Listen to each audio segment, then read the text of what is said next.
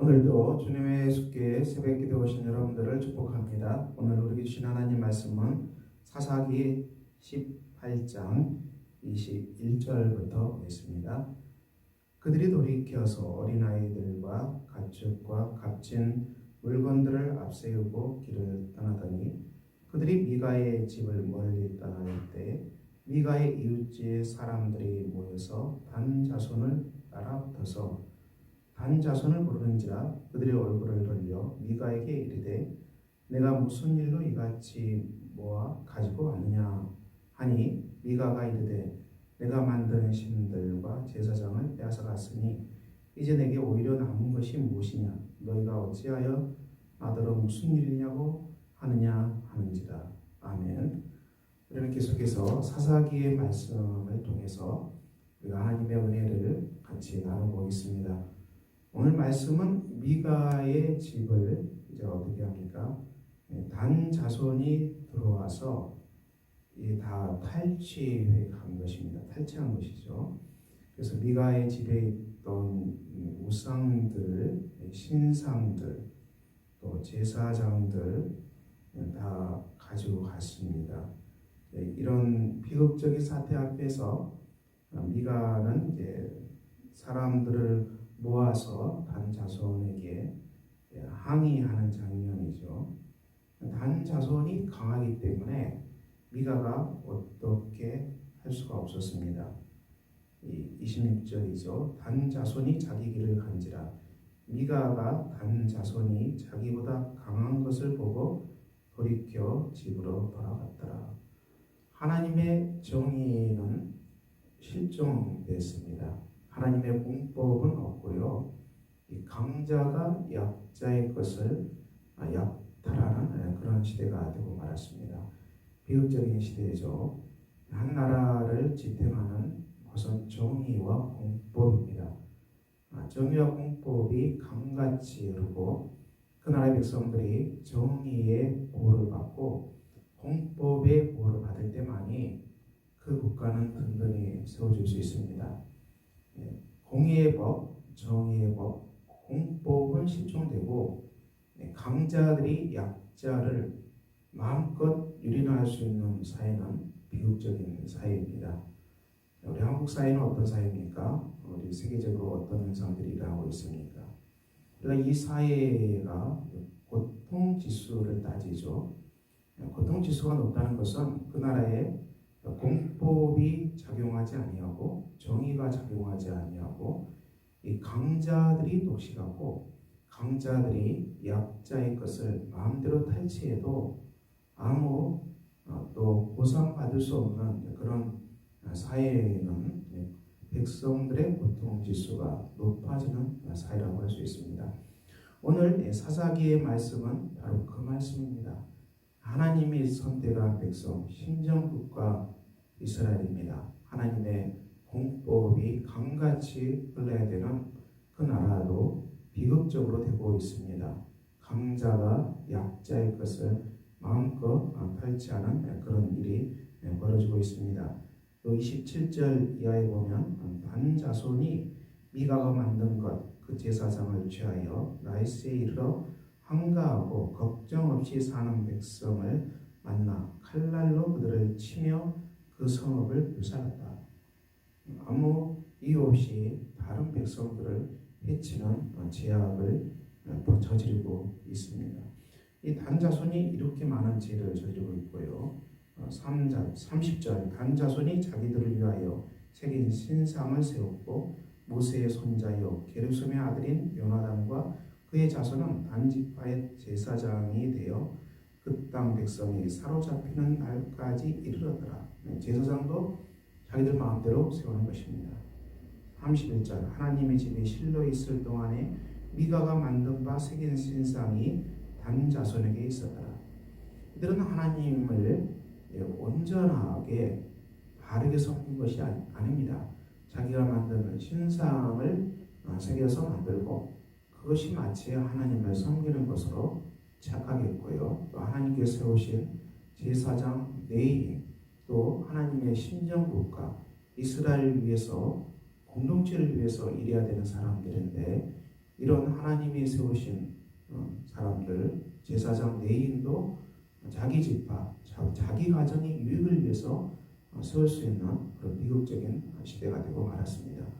하나님께서 세우신 신정 국가, 그 나라의 예배법 소중하죠. 그 나라의 성소 다 중요합니다. 레위인, 제사장, 이것은 하나님께서 말씀하신 대로 세우신 대로 그 제사장과 레위인이 일해야 됩니다.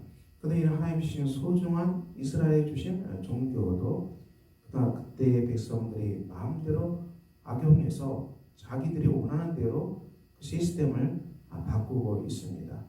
종교 시스템을 자기들의 이익대로 바꾸고 있고요. 또 사회적인 현상도 강자가 약자를 탈취하는 이런 부조리한 사회가 되고 말았습니다. 비극적인 시대죠. 사사기는 많은 비극적인 일들이 일어나고 있습니다. 그 이유가 무엇입니까? 사사기 17장 6절, 그때 이스라엘에 왕이 없었으므로 사람마다 자기 소견에 옳은 대로 행하였더라. 각자 자기 소견에 옳은 대로 행하기 때문에 이런 비극적인 사태가 일어나고 있습니다. 성경의 법, 공의의 법, 공법을 따라가는 것이 아니라 사람들이 자기 욕심대로 마음대로 하기 때문에 자기 이익에 관계된 것을 위해서는 하나도 양보하지 않고 자기 이익을 챙기는 데만 급급하기 때문에 하나님이 세우신 종교, 하나님이 주신 말씀, 율법, 사회체제, 이런 모든 것들이 뿌리채 흔들려서 비극적인 사회가 되고 말았습니다. 오늘 신약성경, 우리 시대를 살아가는 우리 교회와 크리스찬들의 삶은 어디 있습니까? 오늘 우리에게 주신 교회는 하나님이 세우신 교회입니다. 이것은 예수 그리스도의 교회입니다. 하나님의 교회입니다. 그러므로 이 교회는 인간이 마음대로 이 교회의 제도를 바꿀 수는 없습니다. 하나님께서는 이 교회를 어떻게 세우신 것입니까? 고린도서 12장 4절 이하, 성령을 따라서 은사 공동체로 세우셨습니다. 교회는 성령께서 통치하시고요, 또 성령께서 각 사람들에게 은사, 선물을 주셔서 교회가 하나 되게 했습니다. 교회는 몸의 비유를 통해서 말씀하고 있습니다. 몸은 하나이고 지체는 여러 개가 있습니다. 그렇지만 이런 다양한 지체들은 한 몸 안에 다 붙어 있습니다. 그래서 이 지체가 서로 온전하게 몸 안에서 하나됨을 이루는 것입니다. 이 몸의 모든 지체는 머리의 통제를 따라서, 머리의 지시를 따라서 움직이게 되어 있습니다. 우리 몸의 중요한 기능입니다. 중추신경에서 결정하는 대로, 중추신경이 명령하는 대로 몸이 움직이는 것입니다. 머리의 통치를 온전히 다 따릅니다. 만약에 이 머리의 통치를 따르지 않는 것은 무엇입니까? 이것이 바로 암입니다. 암은 이 시대의 사망 원인 중에 높은 것이 암인데요. 이 암은 머리의 통치를 받지 않습니다. 그리고 다른 지체, 다른 많은 부분에 대해서 유익을 주지도 않습니다. 암은 모든 음식을 독식하고 그리고 마음껏 자라서 다른 온전한 정상적인 몸의 지체를 다 파괴하는 것이 암이죠. 이런 것들은 무서운 것입니다. 우리 현대의학에서도 암은 무섭지 않겠습니까? 그러므로 우리가 교회가 무엇입니까? 교회에는 많은 지체들이 있습니다. 많은 성도들이 있습니다. 또 목사를 세우셨고, 또 교사를 세우셨고, 전도자를 세우셨습니다. 각종 봉사하는 사람을 세우시고 구제하는 사람을 세우셨습니다. 이런 다양한 은사 공동체로 교회는 세워져 있습니다. 중요한 것은 이 모든 몸 안에 지체된 사람들이 예수 그리스도의 통치를 따라야 한다는 것입니다. 예수 그리스도의 통치를 따라서, 성령의 통치가 바로 예수 그리스도의 통치입니다. 그 말씀의 통치를 말합니다. 오늘 우리에게 주신 하나님의 선물, 이 교회가, 이것은 어떤 한 사람이 임의적으로 할 수 있는 교회는 절대 아니고요. 이 교회 공동체는 예수 그리스도의 교회입니다. 성령께서 운행하시는 곳입니다. 성령께서 은사를 주셔서 다양한 은사를 가진 모든 분들이 연합해서 함께 교회를 세워져 갑니다.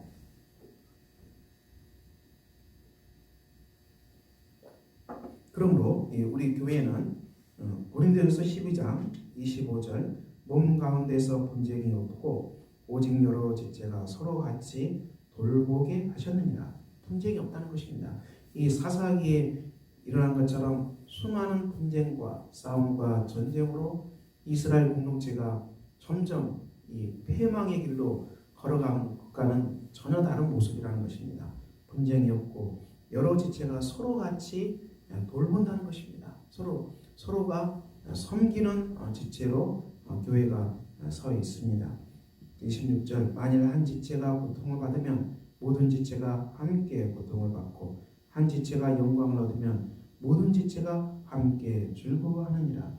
우리 주님의 숙교 안에 있는 모든 지체, 성도들 가정 속에 어느 한 가정이 고통을 겪고 있으면 그 고통은 온 교회가 함께 고통을 겪습니다. 그래서 온 교회가 같이 그 아픈 지체를 위해서 기도합니다. 이 중보기도 아니겠습니까? 우리 주님의 숙교에 가정마다 다 기도 제목이 있는데요. 우리가 함께 한 몸 된 가정에 그 아픈 것도 같이 기도하는 것입니다. 그 가정에 우리가 아픈 것도 같이 기도하는 것입니다.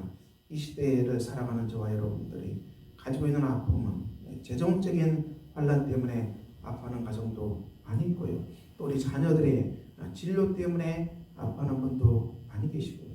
또 몸이 아파서 고생하는 분도 많이 계십니다. 또 사람과의 관계 때문에 힘들어하시는 분도 많이 계십니다. 또 직장에서 일터에서 일하시는 그 속에도 많은 아픔을 가지고 있습니다.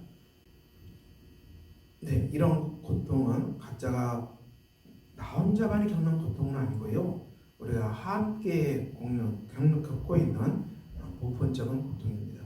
그러므로 우리가 함께 기도하는 것입니다. 그리고 또 한 지체가 영광을 받는 것, 정말 주여 앞에서 감사와 기쁨으로 살았고 또 전도함으로 열심히 살았고 또 주 안에 주신 믿음으로 살았고 그래서 하나님께서 그 가정에 정말 큰 선물을 주셨다.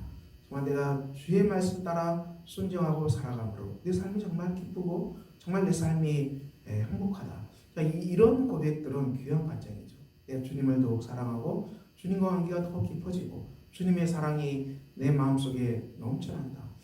이런 고백들은 서로가 나누면 더 기쁨이 되고 아름다운 공동체를 이루어가는 복된 간증이 됩니다.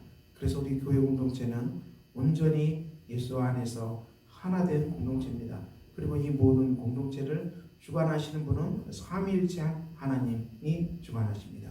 우리가 교회 안에 어떤 것이든지 다 우리가 머리를 맞대고 하나님께 기도하고 하나님 이런 일들이 일어났습니다. 주님 우리가 어떻게 해야 됩니까? 하나님이 기뻐하시는 뜻은 무엇입니까? 또 주께서 원하시는 뜻은 무엇입니까? 하나님의 섭리를 따라서 우리가 어떻게 순종합니까? 우리가 이렇게 끝없이 하나님께 묻고 머리 대신 예수 그리스도의 통치를 사모하고 성령의 통치를 사모하고 우리가 교회에서 가정에서 사회에서 어디든지 예수 그리스도의 지체입니다. 예수 그리스도의 제자입니다. 예수 그리스도의 소유입니다. 우리가 이 성령 충만함으로 우리가 어디든지 하나님 나라의 백성으로 살아가는 것입니다. 그렇게 될 때 교회가 살아나고 우리가 그렇게 온전히 살아갈 때 이 가정이 살아나고 또 우리가 몸담고 있는 일터도 살아나는 하나님의 역사가 가득 넘쳐나리라 확신합니다. 오늘 사사기 말씀은 자기 소견에 옳은 대로 사람들이 행하여서 수많은 비극들이 만들어지는 것들을 증언하고 있습니다. 우리는 어떻게 살아가야 됩니까? 신약 성경의 성도들은 모두가 성령 충만함으로 예수 그리스도를 머리로 하고 삼위일체 하나님의 온전한 통치 속에서 우리가 한 몸됨을 인식하고 우리가 주 안에서 하나 되어서 우리의 작은 일 하나 작은 것 하나 결정하는 것도 우리 하나님께 기도하고 하나님의 선하신 뜻과 방법과 하나님의 길을 따라서 우리가 순종할 때 정말 우리 교회가 주님의 한몸된 풍성함이 기쁨이 넘쳐나고 우리가 이 땅에서 하나님 나라를 세워가는 복 있는 역사가 진행될 것입니다. 오늘도 이 기쁨으로 충만한 복된 날 되시기를 예수 그리스도 이름으로 축원합니다. 아버지 하나님, 오늘도 기도합니다. 오늘도 사사기 말씀을 통해서 우리가 죄의 은혜를 나눴습니다. 사람마다 자기 소견에 옳은 대로 행하였을 때 얼마나 많은 비극들이 만들어지는가를 우리가 사사기 말씀을 통해서 배우고 있습니다. 우리가 살아가는 삶의 현장 주님의 통치가 임하고 하나님 나라의 통치가 임하고 그래서 날마다 말씀과 성령을 따라서 온전히 하나 되는 기쁨으로 넘쳐나는 복된 사람들 다 되게 해 주시옵소서. 예수 그리스도 이름으로 기도합니다. 아멘.